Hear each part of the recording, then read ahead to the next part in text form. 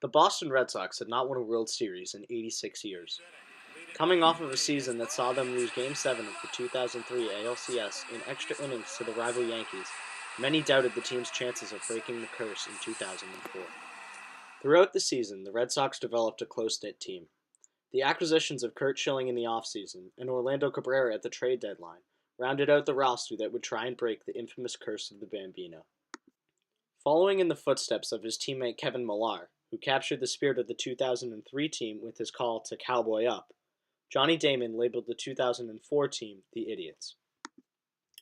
This group wanted to shake off the curse, and as Johnny Damon said in an interview, "We were a bunch of idiots. We didn't care what happened 86 years ago. We didn't put that weight on our shoulders." The Idiots were a team in every sense of the word. In the words of Millar, the group of guys, the family, it wasn't just a team. It was a unit that literally hung out together and ate together and liked each other. This family went through their share of adversity. The team had to rattle off wins in 22 of 25 games in the second half of the season to position themselves in second place in the American League East and qualify for the postseason as the American League wildcard.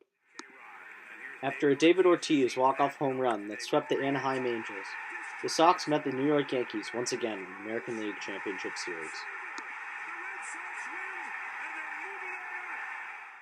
The Idiots looked like just that in the first 3 games of the series, falling behind 3-0 after a humiliating 11-run loss at home in Game 3. On the brink of elimination and in a hopeless situation, the Idiots refused to give up.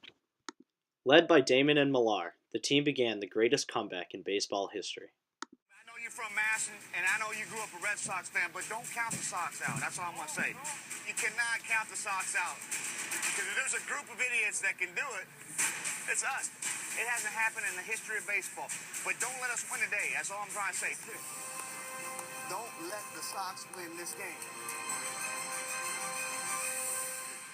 Down by 1 in the 9th inning of Game 4, Dave Roberts entered the game as a pinch runner. Miller still waiting for his first pitch. Roberts is going. Posada's throw. Roberts. Safe. The steal set up Bill Miller's game-tying RBI single. Roberts will come to the plate. The throw by Williams. Bill Miller has tied it. In extra innings, David Ortiz won the game with a walk-off home run. Less than 24 hours later, Ortiz repeated his walk-off heroics to send the series back to New York for Game 6. Ortiz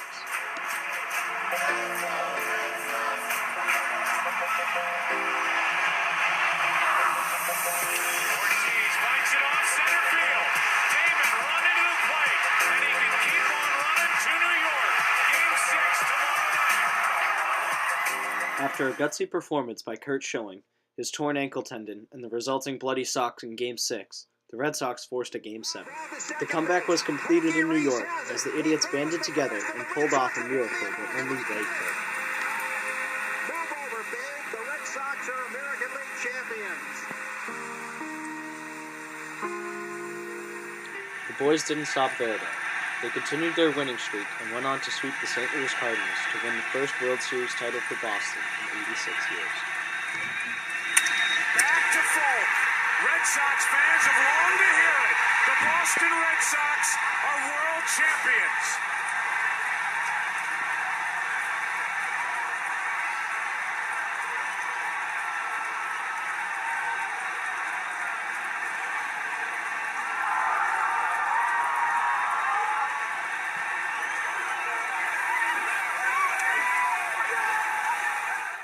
They weren't the most talented Red Sox team ever assembled, but a group of idiots had ended the curse and rewarded the faith of every Boston baseball fan with a long-awaited World Series championship.